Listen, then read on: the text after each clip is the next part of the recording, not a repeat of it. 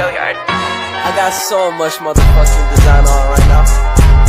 Break it down, bring it back, make it clap. I got 3 old thoughts, new block, wear that thing. Bitches on my line, and you know.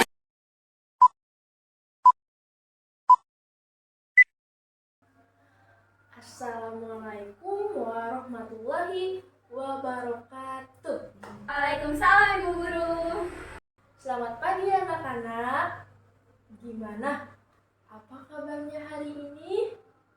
Masya Allah, Alhamdulillah, selalu sehat, selalu semangat.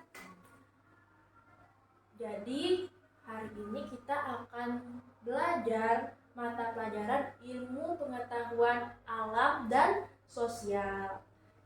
Jadi kita akan membahas mengenai ekosistem hutan.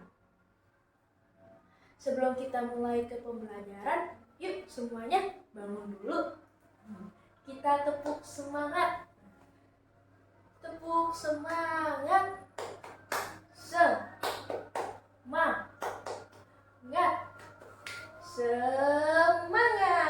Wah, luar biasa sekali ya. Sangat semangat, sangat energi. Luar biasa. Ibu memberikan aplaus untuk kalian semua. Nah, jadi anak-anak, hari ini kita seperti yang Ibu bilang tadi akan mempelajari mengenai ekosistem. Jadi tujuan dari pembelajaran kita pada hari ini yaitu supaya anak-anak bisa mengenal apa sih itu ekosistem hutan, bisa mengenal hubungan antara makhluk hidup. Di sini hubungannya itu dalam ekosistem terkait dengan makanan dan bisa mengenal peran makhluk hidup dalam rantai makanan. Nah, sebelumnya Ibu mau bertanya nih, siapa yang dari kalian pernah berwisata ke hutan? Kalau ada yang pernah, pasti nanti kalian bisa melihat banyak hal-hal yang menarik di dalam hutan. Nah, kalian bisa melihat pepohonan yang lebat, pepohonan yang merambat, rumput, semak, dan lain-lain. Nah, tidak hanya itu, ada juga hewan yang hidup di hutan seperti burung, serangga, dan banyak lainnya. Nah, di hutan juga terdapat unsur-unsur seperti tanah, udara, air, dan tentu saja cahaya matahari. Semua ini digabungkan menjadi satu, disebut ekosistem hutan. Jadi, apa sih ekosistem itu sebenarnya? Ada yang tahu nggak? Baik, sini Ibu akan menjelaskan apa sih ekosistem itu. Jadi, ekosistem sebuah komunitas di hutan yang terdiri dari makhluk hidup seperti manusia, hewan, tumbuhan, dan mikroorganisme sekalipun yang tidak bisa dilihat menggunakan mata. Nah, selain itu, ekosistem juga melibatkan unsur-unsur tak hidup seperti cahaya matahari, air, udara, bebatuan, dan tanah. Jadi mereka semua itu termasuk dalam ekosistem. Jadi makhluk hidup di dalam ekosistem ini dapat dibagi menjadi individu, populasi, dan komunitas. Nah, individu adalah makhluk hidup tunggal seperti seekor ikan. Nah, populasi adalah kumpulan individu yang sejenis. Contohnya adalah populasi ikan, sedangkan komunitas adalah kumpulan populasi yang hidup di suatu tempat seperti dalam sebuah kolam terdapat populasi ikan, populasi teratai, dan populasi ganggang. Nah, jadi dalam ekosistem makhluk hidup bisa saling berinteraksi satu dan yang lainnya. Ada beberapa jenis interaksi yang bisa terjadi. Pertama, ada yang namanya kompetisi, di mana dua makhluk hidup bersaing satu sama lain, seperti singa dan hyena yang bersaing mencari makanan. Lalu ada juga yang namanya prediksi, di mana satu makhluk hidup memakan makhluk hidup lainnya, seperti singa dan zebra. Selanjutnya ada yang disebut simbiosis mutualisme, di mana interaksi ini saling menguntungkan, seperti bunga yang dibantu penyerbukannya oleh lebah, dan lebah yang mendapatkan madu dari bunga. Jadi mereka itu saling menguntungkan, di mana lebah ini membantu bunga untuk penyerbukan dan bunga memberikan madu pada lebah. Ada juga simbiosis parasitisme, di mana satu pihak dirugikan, seperti benalu yang mengambil makanan dari pohon mangga. Terakhir ada simbiosis komensalisme, di mana satu pihak diuntungkan tanpa merugikan yang lain, seperti anggrek yang tumbuh di batang pohon. Kan yang tadi itu yang pertama saling menguntungkan. Yang kedua simbiosis parasitisme, yaitu yang satunya diuntungkan, yang satunya dirugikan. Dan yang terakhir itu simbiosis komensalisme, di mana yang satunya diuntungkan tetapi tidak merugikan pihak lainnya.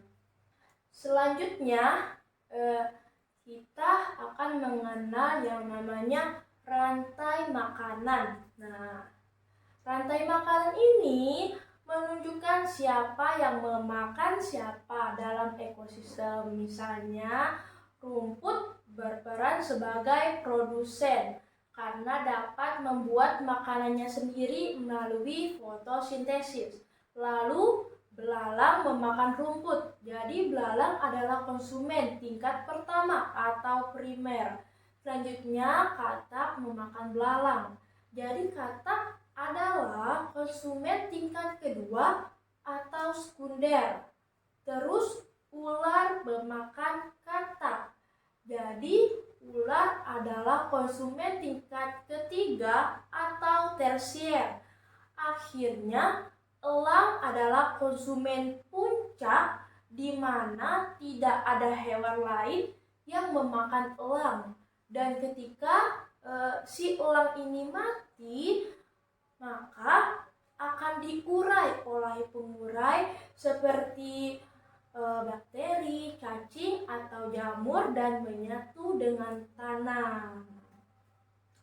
Sebelum itu, Ibu mau bertanya, dari penjelasan Ibu tadi mengenai rantai makanan, jadi apa sih rantai makanan itu? Ada yang bisa menjawab? Rantai makanan adalah urutan bagaimana makhluk hidup saling memakan satu sama lain. Betul sekali. Beri aplaus untuk teman-temannya. Jadi, dalam sebuah rantai makanan, ada makhluk hidup yang berperan sebagai produsen, konsumen, dan pengurai. Makhluk hidup ini berperan sebagai produsen, bisa membuat makanannya sendiri. Sementara makhluk hidup yang berperan sebagai konsumen harus mencari makanan. Jadi, ada 3 tingkatan konsumen, yaitu konsumen tingkat 1 yang memakan tumbuhan atau herbivora, konsumen tingkat 2 yang memakan konsumen tingkat 1 atau disebut juga karnivora, dan konsumen tingkat 3 yang memakan konsumen tingkat 2. Mari kita lihat contoh rantai makanan pada ekosistem hutan. Misalnya pohon sebagai produsen. Siapa yang bisa menjadi konsumen tingkat 1? Ayo, siapa yang bisa menjawab? Angkat tangan. Belalang bisa menjadi konsumen 1 karena dia memakan tumbuhan. Benar, jadi belalanglah yang menjadi konsumen tingkat 1. Jadi kesimpulan pada materi ekosistem ini adalah ekosistem merupakan sesuatu yang saling berkaitan satu sama lain, seperti cara manusia bernapas, cara manusia untuk mendapatkan makanan, keseharian manusia, ekosistemlah yang menjaganya agar tetap seimbang. Nah, mungkin ada pertanyaan gitu, tikus ini kan merugikan, di rumah dia suka memakan benda-benda, dan di sawah itu dia juga meresahkan petani, dia suka memakan padinya petani. Jadi apa sih guna tikus ini diciptakan gitu? Kalau di sawah itu tikus emang merupakan hama untuk padi. Dia merupakan padi merupakan produsen. Nah, sedangkan tikus berarti dia merupakan konsumen tingkat 1. Nah, kalau tikus ini memakan padi, siapa yang memakan tikus? Ular kan? Nah, ular ini merupakan konsumen tingkat 2 yang memakan tikus. Kalau tikus nggak ada, walaupun padi selamat, tidak dimakan hama, tetapi ular akan kelaparan. Yang tadinya ular mencari tikus di sawah, akhirnya ular memasuki permukiman warga untuk mencari makanan. Akhirnya banyak ular-ular yang berkeliaran, terus anak-anak yang lagi main itu tidak bisa bebas gitu loh. Nanti dipatuk ular akan mencari makanannya ke rumah-rumah, terus besar kemungkinan akan meresahkan untuk warga. Jadi itulah fungsi dari rantai makanan dan pentingnya mereka agar kita tetap menjaga ekosistem di lingkungan kita. Sampai sini, apa anak-anak ada yang mau bertanya? Bisa angkat tangan. Gak ada ya? Apa materi yang Ibu berikan sudah cukup jelas dari tadi? Baik, semuanya hebat, cepat mencerna apa yang Ibu berikan. Semuanya luar biasa, anak-anak yang hebat.